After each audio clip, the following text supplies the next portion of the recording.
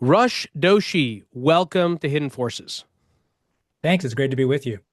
It's great having you on, Rush. We're going to get it into your background right at the top, but I want to say, you're the author of The Long Game. The title of the book is The Long Game, China's Grand Strategy to Displace American Order. My sense is that this is one of, if not the most influential books that has been circulating within the U.S. China policymaking community for the last several years. That is my sense, having spoken with a lot of people on this podcast about China. It seems that a lot of people either explicitly acknowledge the importance of the book, reference you, or reference things that when you read the book, you realize, oh, this is something that either came from Rush or came from the primary source material that he relied on. Uh, Obviously, I'm not asking you to toot your own horn here a little bit, but to what extent can you objectively measure the influence that your book has had on the tippy top, the sort of the most influential people that make policy across administrations? Well, thanks. I wrote the book. It was my dissertation in graduate school, and then I refined it, during the pandemic and wanted it to be published. And when it came out, I was unable to promote it at all. I was in government at the time, so I couldn't do anything. I think I did one event at the Brookings Institution, which I had to submit for ethics approval, and then did nothing else about it ever again until I left government last year. And so I was pretty surprised to see that people found it interesting and worthwhile. It was sort of an academic book that had policy implication. And I can't quantify the impact or anything. I'm grateful that people read it. Anytime someone tells me they read it, I thank them, then I apologize because it's very long and it's very dense at times, although I tried to make it as entertaining as possible. I think there are elements and themes of the book that 5 years ago, when I was working on it, were far more controversial than they are now. At the time, I was saying that China had a grand strategy to displace American order. I believe that's true. I'm even more confident of that now. But back then, people didn't necessarily subscribe to that view. That was a sort of renegade view. People would say, okay, maybe that's true within Asia, but that may not be true globally. And I thought it was true globally. I think the second thing is that there are, areas of the book as well that talk a little bit about the stakes of the competition, that talked about China's pursuit of technology dominance, that talked about its PLA going global, that talked about how it wanted to dominate the fourth industrial revolution, or that it wanted to make the world dependent on its supply chains and us less dependent. Rather, it wanted to make us dependent on their supply chains and them less dependent on ours. And those are all themes now that are part of the discourse. People talk about China's ambitions in those terms. And I think the final thing I'd say is that there was a frame that the Biden administration had. And I think this was a book that I wrote, but many of the ideas were shared more widely within a broader democratic reconsideration of foreign policy, which was that China, was the only state with the intent and the capability to sort of change the international system, change the international order. And that phraseology made it into the high level strategic documents of the Biden administration on China because that was something that people believed. And it's the verdict of the intelligence community as well. And so, again, I think the debate now has caught up to where the book was. And therefore, I feel quite happy with the impact that it's had. Man, first of all, I just want to validate that. That was my experience reading the book back in either 2021 or 2022, around there. And I felt like it illuminated so much for me, and answered a lot of questions more concretely about Chinese intentions and the question, what does China want, which so many people seem to be willing to make assumptions about, but getting to first principles is rare. And I felt like it did that, or it tried to do that. I also just want to say how excited I am to have this conversation. Besides the fact that it's one that I've wanted to have with you for a long time, it's such an important topic. And as we're going to get into, it hasn't featured quite prominently in the early months of the second Trump administration. The focus has, in some sense, understandably been on ending the Ukraine war, rebalancing NATO commitments, etc. Obviously, this is very important. It's important because it has a bipartisan consensus attached to it, which I think speaks to its importance. But it's also important because it's been an important issue that Trump has really made a lot of headway in terms of getting public support behind the issue in his first administration. So we're going to have a chance to delve deep into that, and I just wanted to reassure the audience of this. Before we do, just a couple of quick questions about your bio. First of all, Sure. I feel like you fall in the category of policy wonk. Is that Yeah. how you would describe yourself? I made a series of mistakes that brought me to this point, but that is what I am. Yeah, you're like, who were the people that populated McNamara's Defense Department? What were their names? I don't know about that. There was something I think about it, those people that they were like. There was some name that was associated with them that had to do with like being like kind of the best of the best in terms of yeah, but education and breed. remember, I think that that term when it was applied to them ended up being a kind of way of saying actually these The guys brain had a lot of trust, book maybe. learning, Yeah, a lot of book learning and no street learning. They didn't know anything was the way that ended up being. I think it was best and the brightest or something. But I would never want to be considered in that camp because the truth is, effectiveness in government, let's just say, is a lot more than just the ability to write a book or read a book. It's about a whole variety of skills, including management, people skills, judgment, that not necessarily come from academia. So, there's more complexity to a successful career in policy than being able to write well and think creatively. absolutely. So, and I don't mean it obviously in a derogatory sense. I understand your reticence in No, accepting a compliment. I meant it in a derogatory sense. So you got a BA in East Asia Studies from Princeton, a PhD in Political Science and Government for Harvard. I think most importantly and most relevant for this conversation, you served as Deputy Senior Director for China and Taiwan in the Biden administration. You're also fluent in Mandarin, which actually is very important. So walk me through that progression for you, and I absolutely want to Sure. understand how well you understand Chinese society, Chinese culture, or maybe a less intimidating way of answering that question is what are the experiences that you've had in China that you feel have given you the insights that you've used to write your books and write your policy papers and analyses? Sure. Well, look, I, took Chinese language on a whim in college. I thought it was a cool language to study. I was interested in the comparison between China and India back then. People were talking a lot about that back then. Remember, the gap between India and China wasn't as big. And so it was kind of a hot topic in that era. And so I went to China and lived there for a bit. I did language study in an immersion program, and I really fell in love with the country and with working on the set of issues. And so, gradually my career took me in this direction as I had a chance to develop, more policy knowledge, work on international relations, work on questions related to defense or economics or technology. I was very involved earlier in my career in actually New Jersey politics.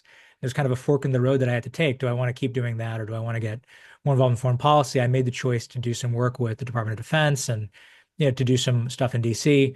Later, I went to China again. I went to get my PhD. One thing that I'll note though is, after I graduated, I spent a year in China on the Fulbright program, which no longer exists in China for a variety of reasons. But I lived there for, a little over a year and got a chance to really explore the country and to really do a lot of research. I was based at a university, Yunnan University, and when I was there, I got to meet a lot of academics and took graduate level courses. And my Chinese is okay. I wouldn't say I'm fluent. I would say I'm proficient. And it takes a lot of work to be able to do a graduate level class in Chinese, and I probably didn't understand everything. But it gave me, greater enthusiasm for the work, and it gave me greater familiarity, by the way, with the kind of material that might matter. So later, when I went to do my PhD, I kind of knew, all right, well, if I want to understand how China thinks about its foreign policy, here are the ways in which I can make that successful. Here are the books that I should read. Here are the sources I should gather. So that's sort of one of the things I took away. There's so much more I took away, but maybe I'll just stop there for now. All right, so let me ask you something before we get to the long game, which I want to begin talking about first because I think it'll lay a good foundation for this conversation.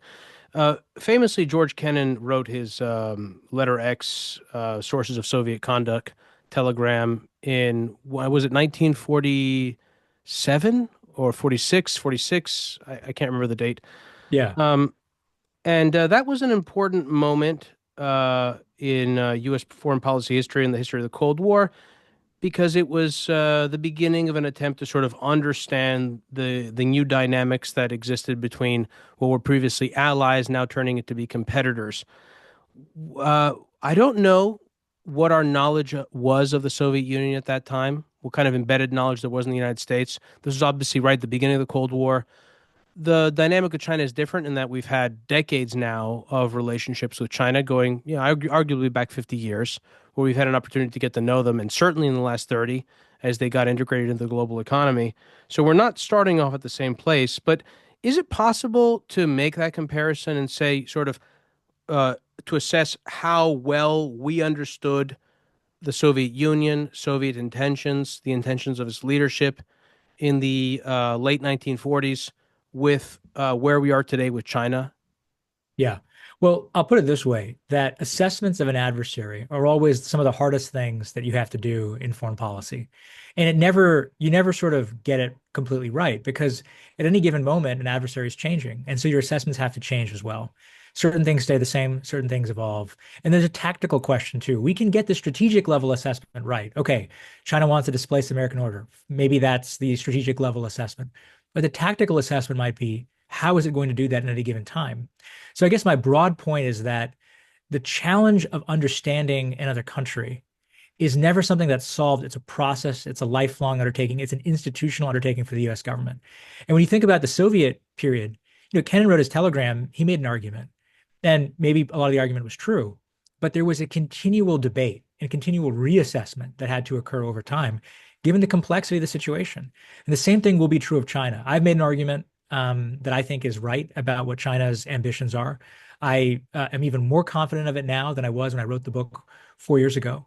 But I also think that this will be a continual process of reassessment, debate, and rethinking, and that in no way will we ever have a final word, essentially. There's going to be more consensus on certain points, for sure, including on strategic level assessment. But plenty of stuff is still going to have to be determined and debated over time.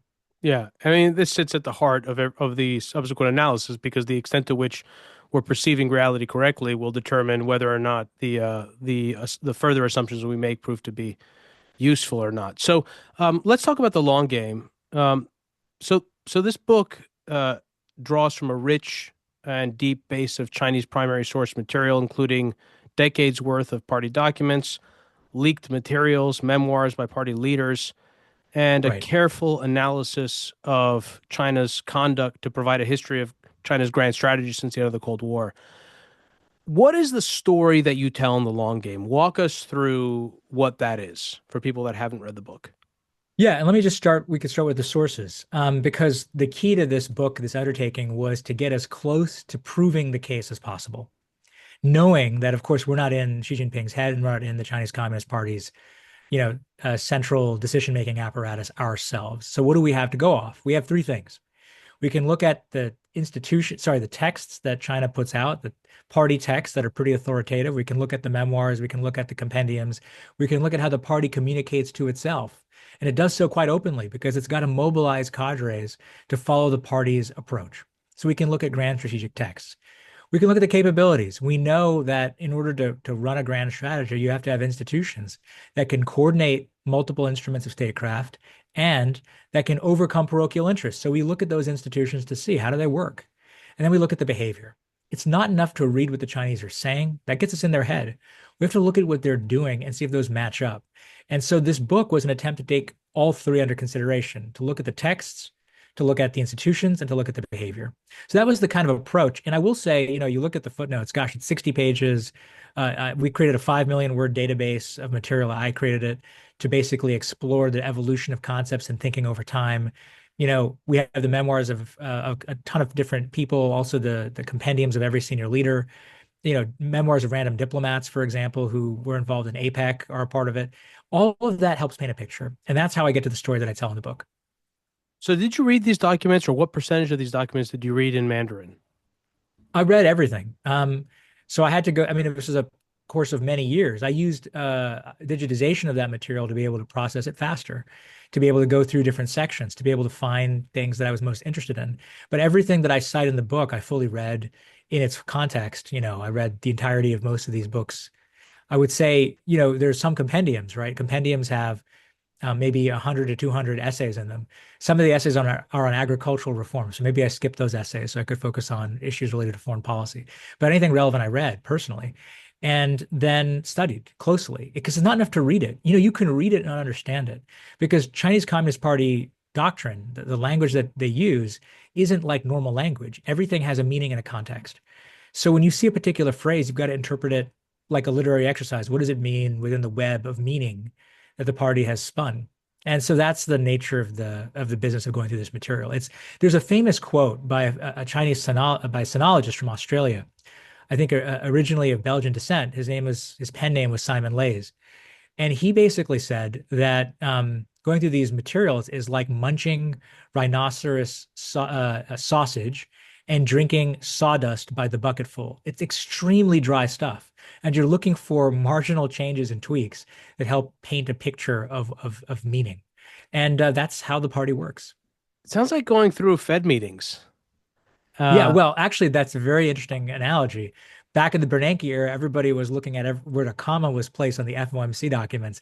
There's an element of that. You're right. yeah, and in fact, it was even worse under Greenspan, and it wasn't just the FOMC meetings under Greenspan. You also had his congressional testimonies where he was purposefully occlusive. Right. It's Yeah. very interesting because I was reaching for, again, I'm always interested in trying to hold my own perceptions accountable and compare my preconceptions based on the world that I live in to what I'm dealing with on the other side. In this case, Chinese leadership and the Chinese political system.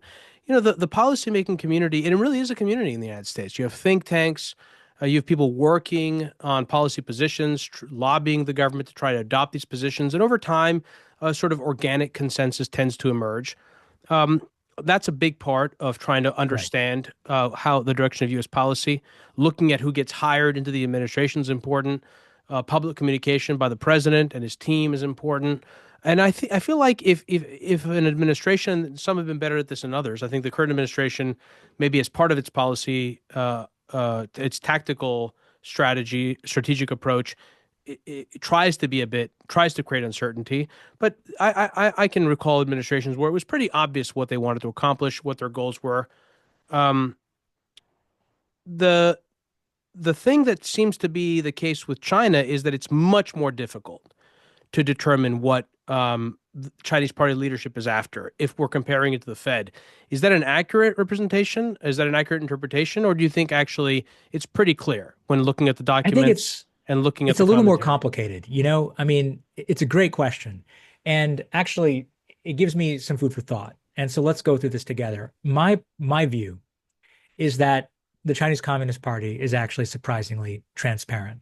That actually, even though you must interpret, particular things in Leninist Communist Party speak, once you know how to do that, the actual texts speak for themselves. There's not a lot of deliberate ambiguity. A lot of it is, like I said, explicit. And I'm happy we could go in more detail and I can give you examples in a moment. But I think that America, we're so transparent that it's often hard to know what the signal and the noise is, right? So what is the statement of the Trump administration? Is it when they release their national security strategy? Is it what the president says on a Monday? What the Secretary of State says on a Tuesday? There's a lack of coordination sometimes in messaging that can make it a little bit harder to decipher American intent. We can quote people, but we don't always know who's authoritative. In China, the Communist Party Central Committee is authoritative. The leader of the Politburo Standing Committee is authoritative. Xi Jinping is authoritative, and he says a lot of things to help the system work. They don't have the process in the same way of statute and internal or rather they don't have like the judicial system that's developed. They don't have the statutory system. They don't have executive orders per se. For the communication to work within China, the party is not just talking to the state. The party is talking to all party members wherever they sit, which could be in a business, it could be in a university, it could be in a company. And the way to communicate with party members is really through party guidances and documents. And so when I say we look through this material, what we're doing is archaeology. We're looking through the past to understand how the party talked to itself, told itself what it needed to do, what the direction everybody needed to move in was going to be, and then using that to understand what China's ambitions really are.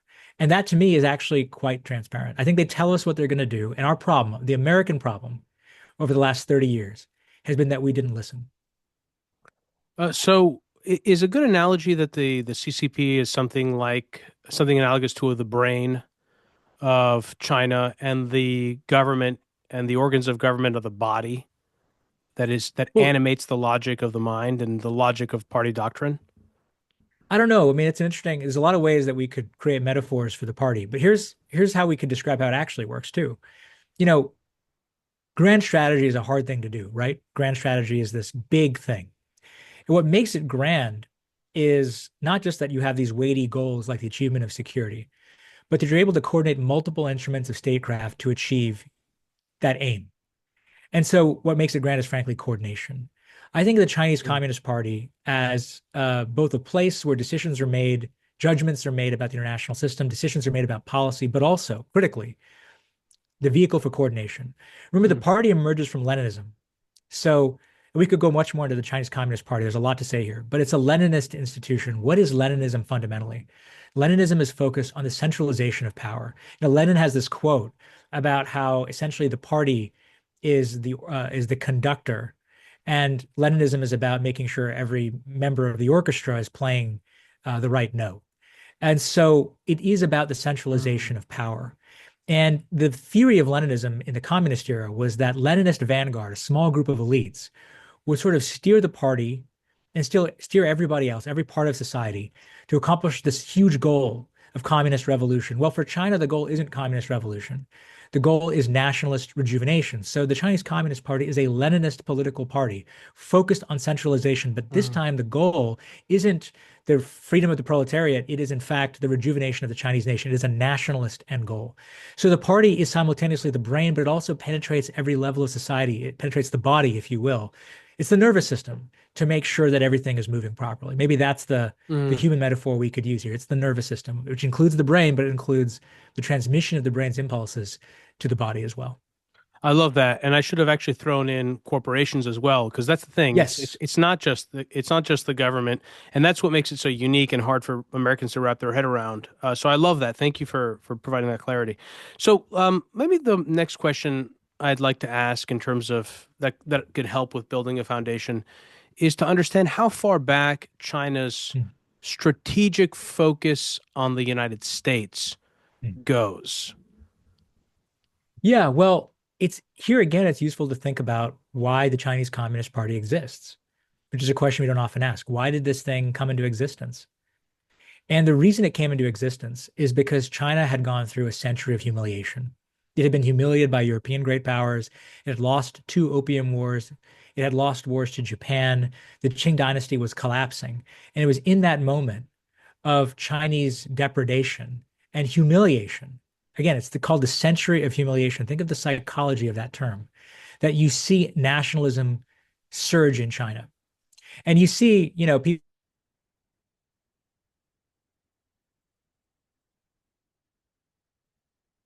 prominent Chinese nationalist intellectuals who want to reform the dying Qing dynasty.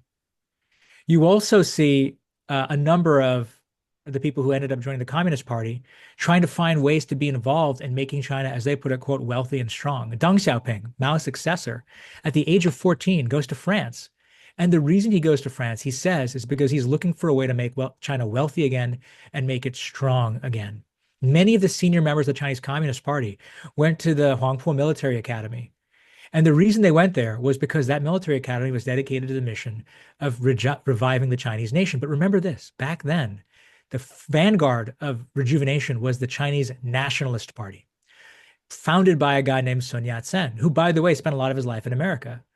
Sun Yat-sen is the hero to the Chinese communists and their enemy, the Chinese nationalists. And those two factions work together for a time until it all comes apart. But the reason I mentioned to you, Demetri, Sun Yat-sen, is because he himself, back in the day, had a benchmark for what rejuvenation meant. And his benchmark really was the West. It was the United States. It was, we want to be, and he doesn't say, I want to catch up. He says, we want China to be number one because we were number one for 18 of 20 centuries and we want to be number one again. So here's two things I want to say about this. First, the idea that China wants to be number one is not that unusual in Chinese nationalist history. But number two, it's not that unusual in the history of all revolutionary post-colonial societies that have scale. India wanted to be number one too. It just didn't get there. But Indian nationalists, they write in ways similar to Chinese nationalists. They think that the West is an aberration. So what I'm trying to say is that when people say, "Oh no, Rush, your conclusion is too crazy," I think that their imagination, contextualization of the party is too contemporary, and it's too focused on just the U.S. and China. Nationalists think this way. Chinese nationalists definitely thought this way, and they continue to think this way to this day. And today, the benchmark is very much and has been what they call the world's leading, status essentially, or the world's leading level, and that's America. So I think one of the important questions we should answer, not right now, but soon, is why do we care? This is a question I Sure. like to always ask people because it doesn't really get answered often, and different people might have different answers. And I think it's useful for people to think about it because the American people are being told that they should care beyond, some of the obvious sort of economic ramifications of globalization and China's role in the world as a manufacturing power. The question of why should America care about rising Chinese military power isn't necessarily obvious to most people. So that's something I would like to address at some point. But let's at Sure. least tie off the basic framework that you put forward in the long game, because there are three, as I recall, phases to China's sort of long-standing strategic goal of national rejuvenation. The first one, I think, falls in the category of blunting, a blunting strategy, which I think also aligns very close with the phrase hide and bide, and that's most closely associated with Deng Xiaoping. Then there's a building phase, and then there's an expansion phase or expansion strategy. So walk me through these strategies and where are we today in your estimation? Well, thank you. Happy to talk through this. So I've given you a sense of why grand strategy matters. We talked a little bit about the party and its history. So, grand strategy is a thing that's hard to change. And the book is studying when China's grand strategy changed. It's hard to change because people's perceptions are sticky, organizations get locked in. It usually takes big, unexpected shocks to change a grand strategy. And so think back now to the Cold War. In the 1980s, the US and the Soviet Union US and China were aligned against the Soviet Union. We even had shared military installations that we were operating out of on China's border with the Soviet Union. Imagine that we were giving them cutting edge military technology, but then there was this big shock that adjusted grand strategy. We had this trifecta. We had the Tiananmen Square massacre, which led China to think of the United States essentially as an ideological threat. We had the Gulf War in 1990, which demonstrated America's military capability was just truly exceptional. America demolished the Iraqi army, and the Iraqi army looked like the Chinese military. That was scary for China as well, because the Taiwan issue hadn't really been resolved, and there was still the risk in their mind of potential conflict. And then finally, the Soviet Union collapsed. And when the Soviet Union collapsed, it removed the glue between the US and China. And that meant that the world had changed. And China now had its estimation of the threat posed by America through the roof, and its estimation of the power America wielded also through the roof. So what do? You know that to get rich, you're going to need American markets, expertise, capital, and technology. So you can't turn away from America.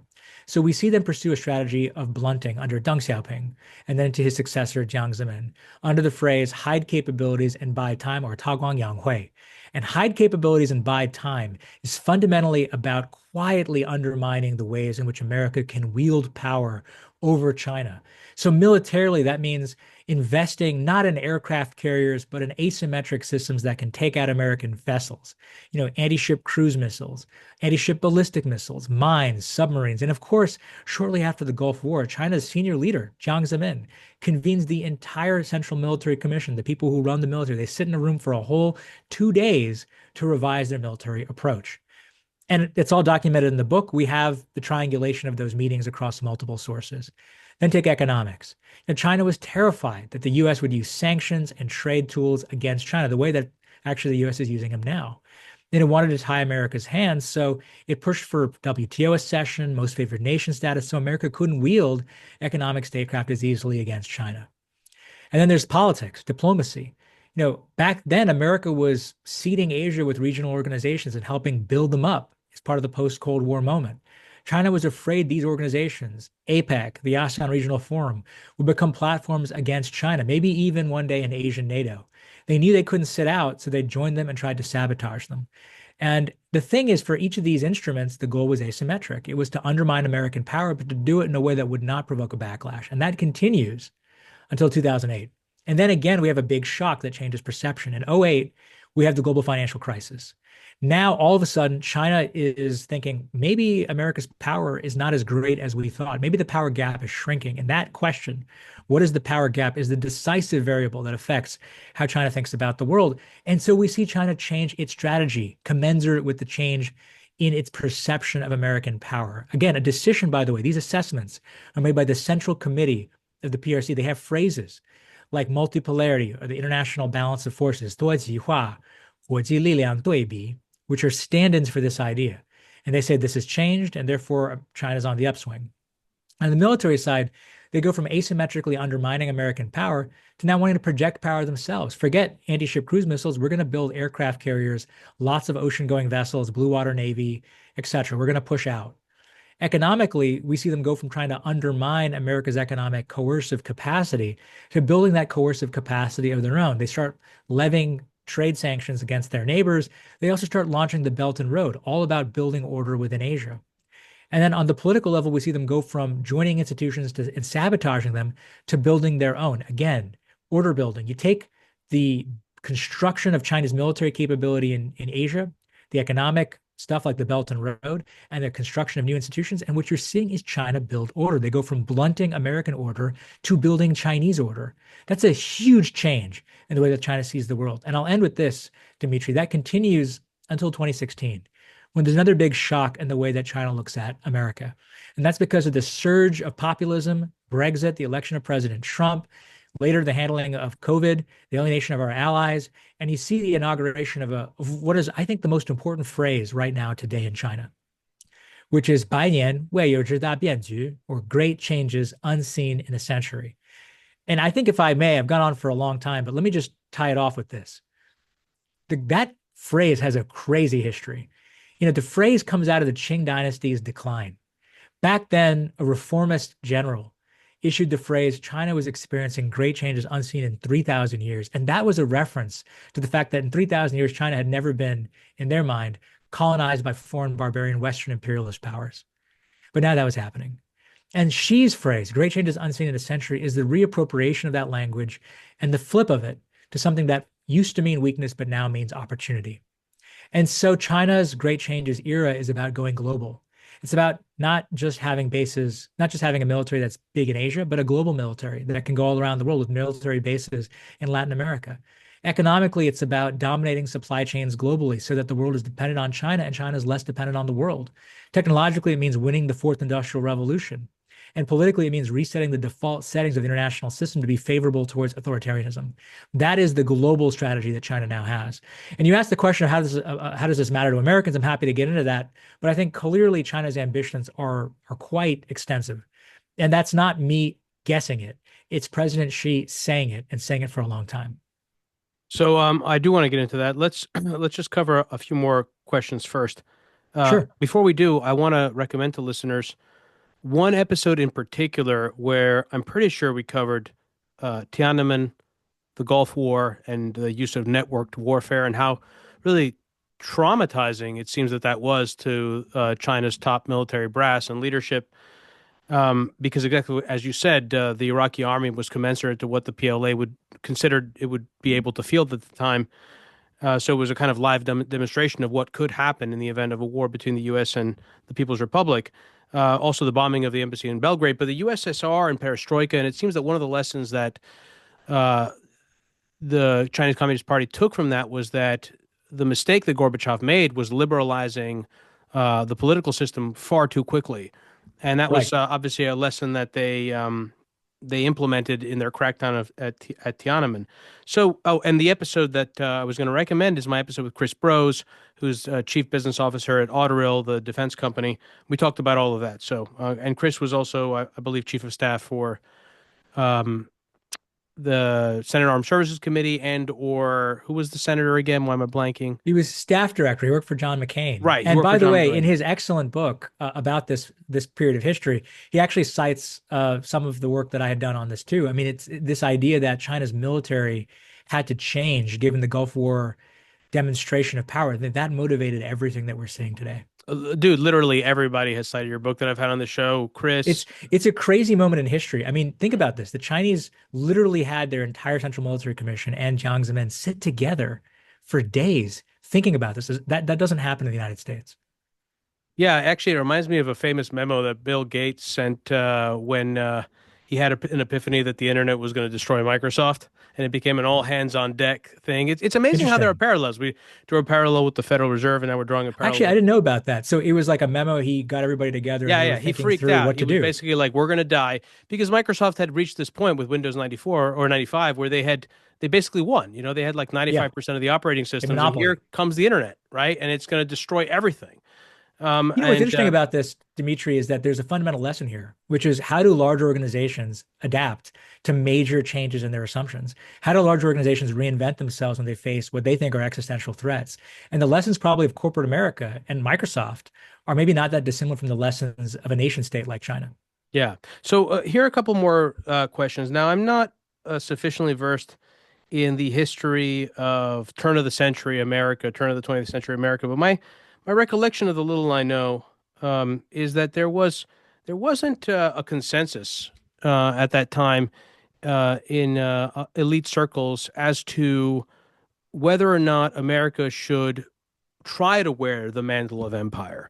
A lot of the internationalists wanted that. Certainly, the folks that supported the Federal Reserve Act did.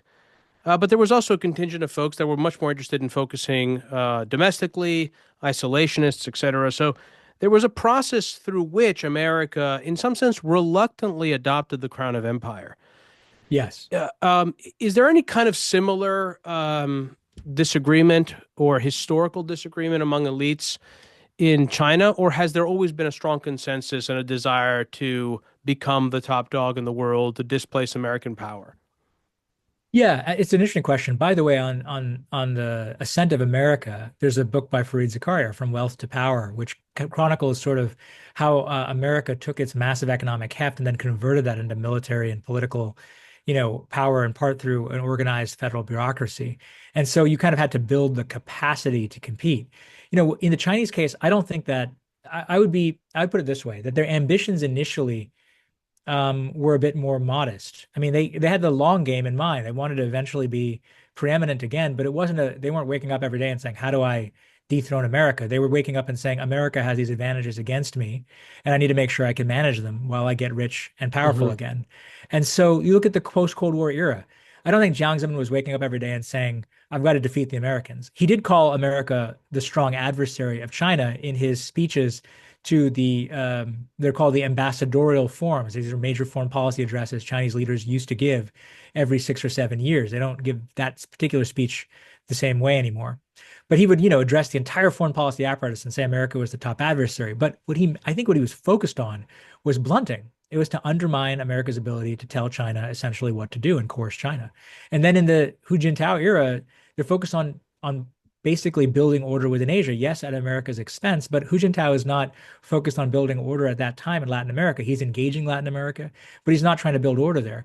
Xi Jinping is taking it global. So I call the book The Long Game, China's Grand Strategy to Displace American Order, because the displacement of American order is a process that begins sort of bilaterally, extends regionally, and then eventually becomes global. So those ambitions kind of expanded as China's power grew, but always there was a nationalist impulse, a nationalist quest for rejuvenation, which was designed, Dimitri, fundamentally in positional terms. Where am I relative to them?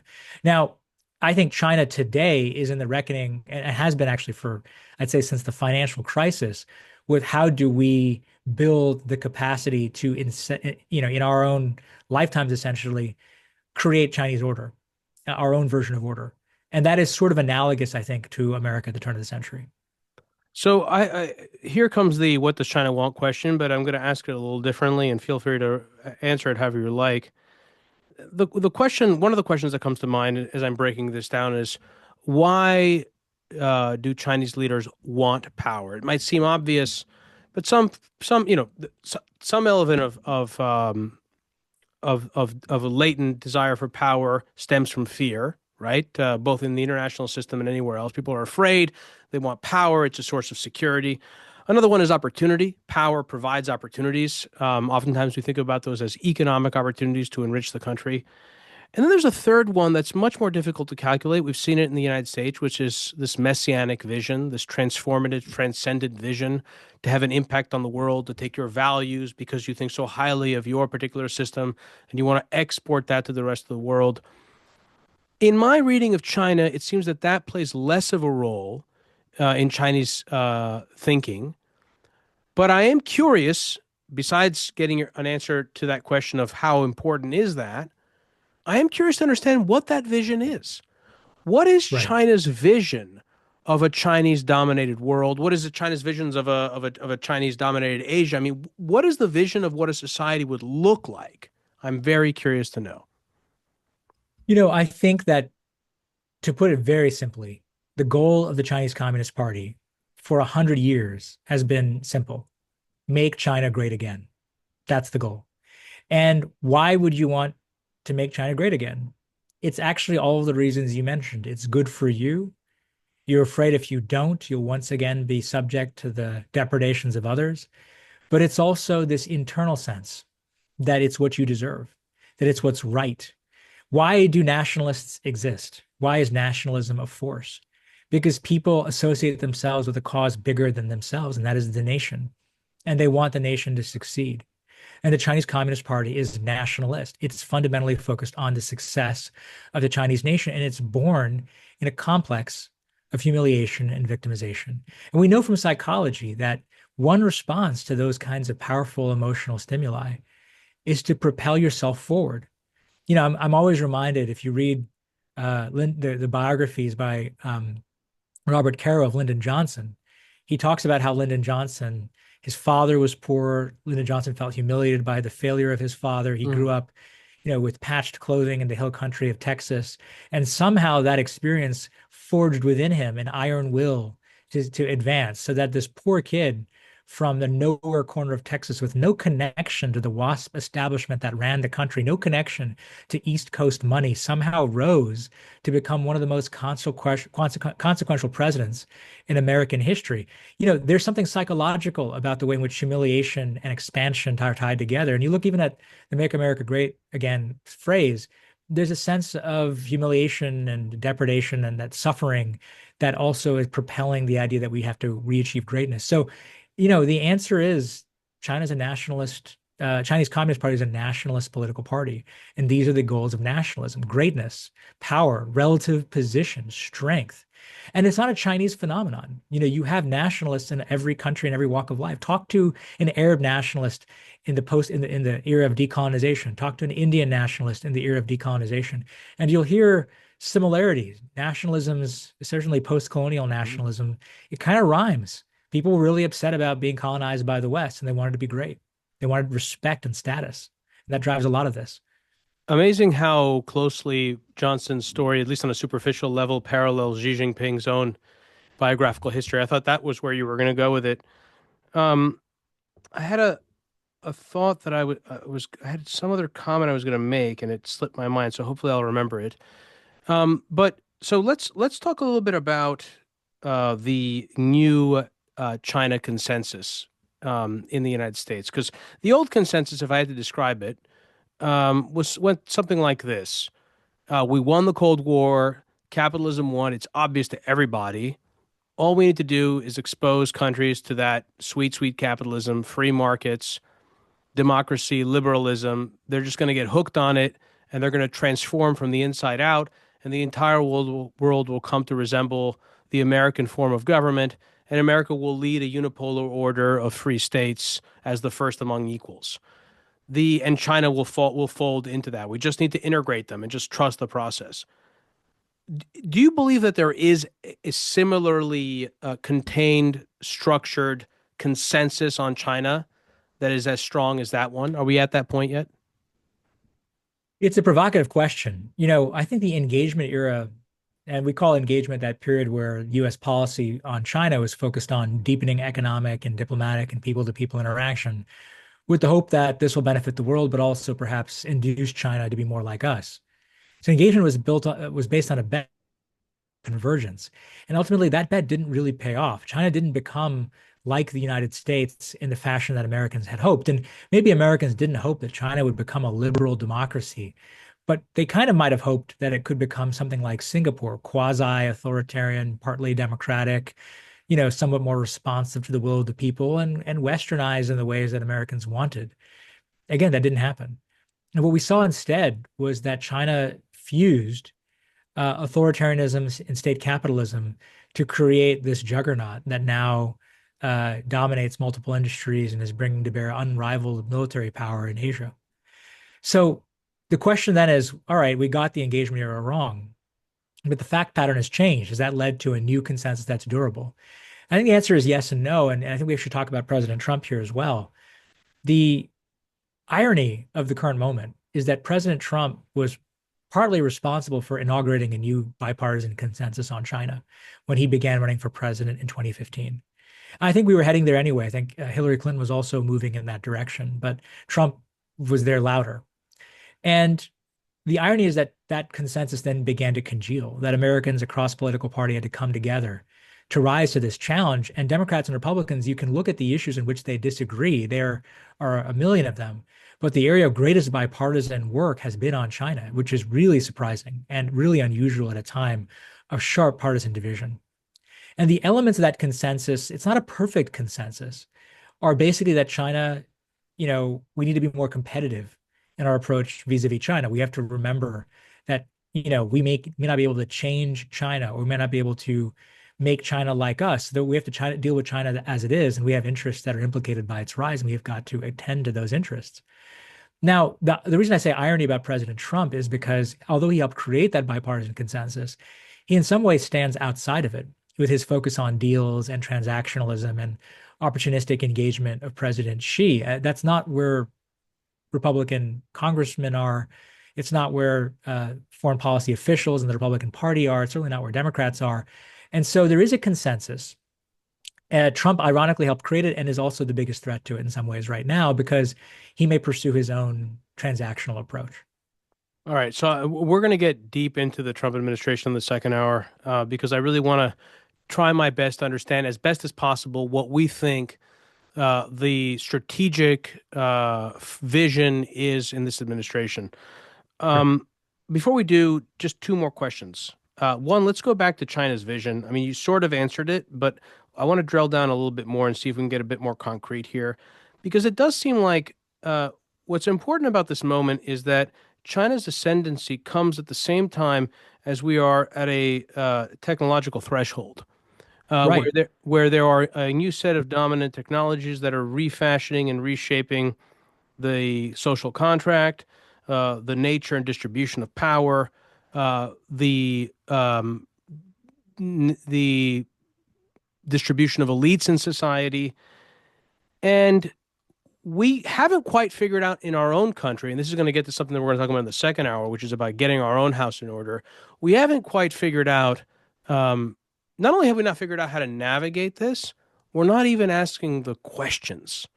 We're not even asking the most basic questions to begin to try and wrap our arms around this new challenge, a challenge that I don't think we faced since the turn of the last century with industrialization and Right. the rise of large monopolies, concentrated power in the form of baronial interests that captured the government and undermined the spirit of the Constitution. And so we had to come to a new social contract in America. We haven't begun to even do the work in this country. It seems that China has done that work, and they have come to some sort of vision of what that future will look like. Yeah. I can try to dance around what I think that is, but I'm actually much more curious to hear what your interpretation is of China's vision of the future of the social contract between the CCP, between the leadership, and the rest of humanity. Well, there's a lot on the table there. Let's start with technology, because I think you began with something very insightful and profound, which is that the world is undergoing major technological change. And when you look at Xi Jinping's concept of the great changes unseen in a century, the idea is that the world is going through a geopolitical transition and a technological transition. That means everything is up for grabs in a way that it hasn't been for a century. Everything is up for grabs. So let's take a look at technology more narrowly. Xi Jinping has this concept that he imported, ironically, from the High Church of Capitalism, the World Economic Forum, and Davos. And the concept is of the four industrial revolutions, right? And in the sort of Chinese account of it, the first industrial revolution was steam power, and Great Britain dominated that and became a world leader. The second was electrification, so think Thomas Edison. The third was mass manufacturing, so think Henry Ford. America dominated those two revolutions and became a global superpower. And now we're in the fourth industrial revolution. And again, great changes unseen in a century. Everything is up for grabs. And you look at the technologies of this revolution. What are they? Artificial intelligence, but also increasingly embodied artificial intelligence, perhaps in humanoid robotics, smart manufacturing, quantum science, quantum computing, new advances in biotechnology. All of these technologies individually are revolutionary. Collectively, they're transformative. And so there's a belief in China, a kind of materialist view that I think comes from being a good communist and Marxist, but also comes from being a victim of having missed out on the last few industrial revolutions, that this time is different. That if you lead a revolution, you don't just get rich, you don't just get prosperous, you actually get powerful. And the goal of dominating these revolutions, the goal of Chinese economic policy is not just prosperity, but power. You know, I'm getting a little bit of a digression here. Allow me that, and I'll come back to your question directly. People talk about, oh, Chinese companies aren't that competitive. Look, they don't make profits. America is 55% of all high technology profits. China's only 6% in its companies. And then they say, oh, look, American companies are 8 or 9 out of 10 of the most valuable companies on earth by market capitalization. The Chinese companies aren't there. Look how great Western capitalism is. And I think, talk about using the wrong metric, talk about being biased. They're not optimizing for profit and market value. Uh, they're operationalizing market share and dominance. They want to lead these industries and dominate technologically their rivals. They have a different set of metrics. They're mercantilists, not pure capitalists. So that brings me to the social contract question. What is China's vision, not of victory per se, but of the future of a Chinese order? And I think that we can put some of the pieces together because we've seen China experiment with order building already. Remember, 4 years ago, China issued a list of 14 demands to Australia that unless it met those 14 was going to face much more economic punishment from China. And that gives you a sense of what order looks like. Because what is order in the end? You actually got at this earlier, Demetri. I think order, from political science anyway, is a product of coercion, the ability to make people do what you want them to do, consent, to incentivize them to do what you want them to do, and legitimacy, to rightfully command them to do what you want them to do, and they think you've got the right to do it. Coercion, consent, and legitimacy. China is building all three. And you see in Australia, they attempted to deploy those, particularly the first one and the second one. And I think a Chinese order is one where China's military is truly global. Economically, the world is dependent on China. Technologically, China leads every key industry. The world basically supplies commodities to China. China exports manufactured goods to the world. That essentially free speech, which is tolerable and abstract, but has always sort of been a threat to China because it can cross borders, free speech is better policed. The world itself looks less liberal and more illiberal. That if you look at the world today, in the 1970s, the majority of countries were autocracies. Then there was this third wave of democratization, perhaps undergirded by American democracy and American power. That is, the fact that the leading state was a democracy. Well, if the leading state is an authoritarian country like China, you probably see a democratic winter across the world in a form of Chinese partial hegemony over much of the global south, which is going to be dependent on China. That's sort of what it looks like. It's not a social contract per se, but I think what China will want is essentially acquiescence, deference to its political, economic, social, technological preferences in exchange for some modest prosperity to others, as well as, some refraining of using military force against certain neighbors. That's kind of what the bargain looks like, but we don't know because they're still building it. They're building it as they go, just like we built it as we go. Last point here, Demetri. International orders throughout history have often been reflections of domestic order. The way in which you govern yourself, the way in which you combine coercion, consent, legitimacy, your ontology, your theory of the world at home tends to go global once you've got the power. That's why when America had the power, we built a liberal system of rules and norms and institutions, which looks very lawyerly, but China's will look even more different. E- Excellent. Dude, also, this specific thing we just talked about, I just feel like is just not spoken about enough. And when I say spoken about, I don't mean that particular views or particular answers that are clear are not expressed, but that conversations to try and figure it out and sort of wrap our arms around this challenge is something that I think is dramatically underdone. I'm going to move us to the second hour. I want to let people know kind of where I want to take this conversation. So I mentioned that I want to understand really the the Trump administration's approach here, the Trump doctrine to the extent there is one, to the extent that it's coming together. How do we understand it? And this isn't just going to focus on China. It's going to also focus on what the administration has been doing thus far in the first few months of its time in office. It's done a lot, or it's said a lot. I don't know how much of it is actually put into action. It's certainly done some things that are going to have a huge impact, tariffs being one of those things. But our relationship to Europe, rebalancing the nature of the transatlantic alliance, the U.S. relationship to NATO, its commitment to NATO, ending the Ukraine war. The trade wars, I think, is a fair way to describe it. Currently underway between the United States and China, the United States and Canada, the United States and Mexico. I mean, in some sense, and I hate to do this because it's such a cliche, and it makes you sound kind of like either you don't know much or you're being provocative. But man, does this not feel a lot like what I have read the 1930s were like? We're dealing with trade wars. We're dealing with national repatriation of savings. We're dealing with a move, a sort of a rebalancing of geopolitical power. It feels like we're going through something profound. And it feels like the most consequential period in American history. So that is also something that we're going to talk about in the second hour rush. For anyone new to the program, Hidden Forces is listener supported. We don't accept advertisers or commercial sponsors. The entire show is funded from top to bottom by listeners like you. If you want access to the second hour of today's conversation with Rush, head over to hiddenforces.io/subscribe and sign up to one of our 3 content tiers. All subscribers gain access to our premium feed, which you can use to listen to the rest of today's conversation on your mobile device using your favorite podcast app, just like you're listening to this episode right now. Rush, stick around. We're going to move the rest of our conversation onto the premium feed.